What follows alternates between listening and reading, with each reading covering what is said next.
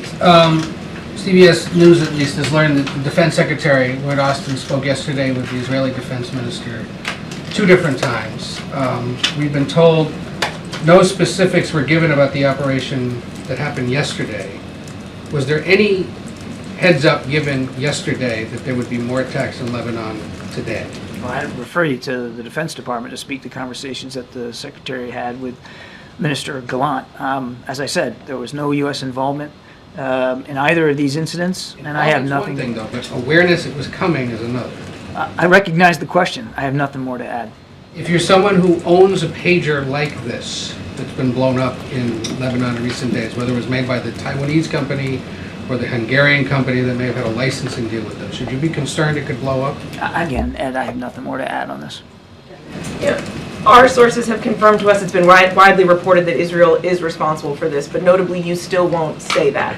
Why is that? Is it because that's not your assessment or because you don't support what they're doing here? It's because I don't have anything more to add on this issue. As I said, there was no U.S. involvement, and I'm not going to go beyond that today. Then let me ask this. These kinds of tactics, blowing up pagers and walkie-talkies, is this type of warfare acceptable to the United States?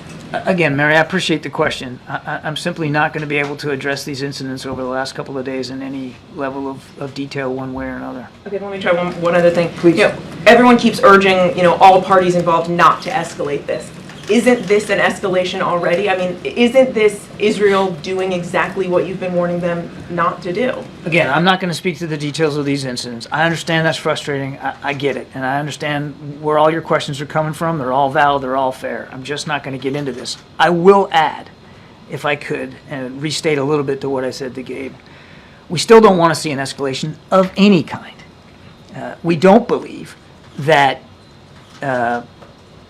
the way to solve where we're at in this crisis is by additional military operations at all. We still believe that the best way to prevent escalation, to prevent another front from opening up in Lebanon, is through diplomacy, which is why Mr. Hochstein was over in the region this week.